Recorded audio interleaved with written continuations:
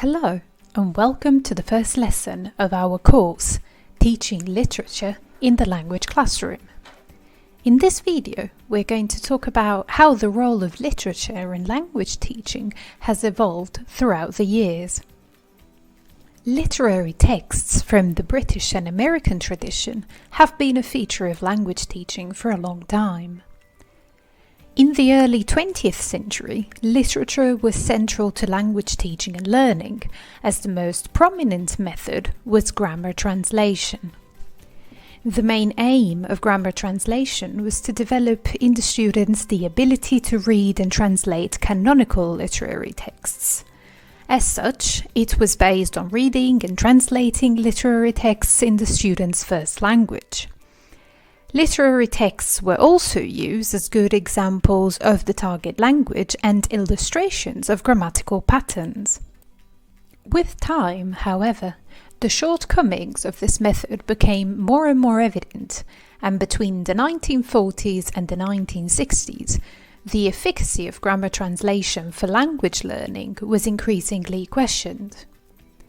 It was noted that students could not communicate effectively in the target language, and as a consequence, grammar translation fell into disuse as a method.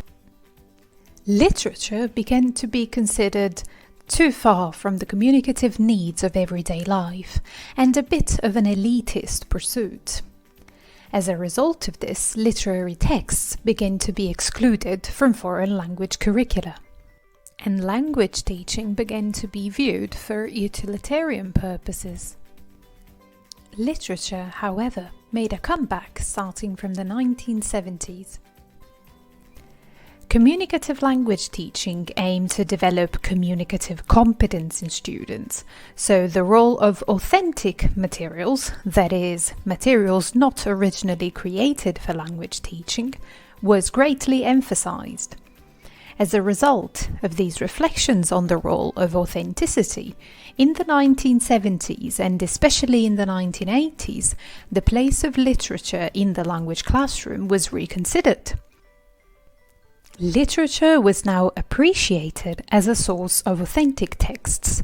It was also praised for its potential for vocabulary acquisition and the development of reading skills and critical thinking.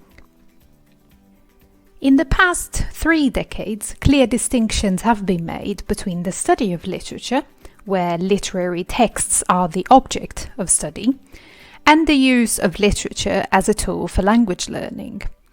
And although the use of literature in language teaching really is still a relatively underdeveloped area of research, some topics have attracted interest.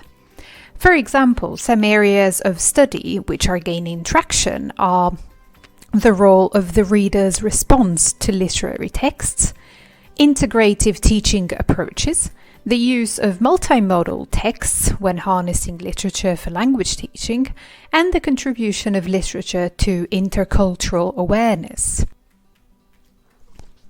Thank you for watching this first lesson. In our next lesson, we're going to look more specifically at the distinction between the study of literature and the use of literature for language teaching. We will also explore a framework categorizing different teaching approaches.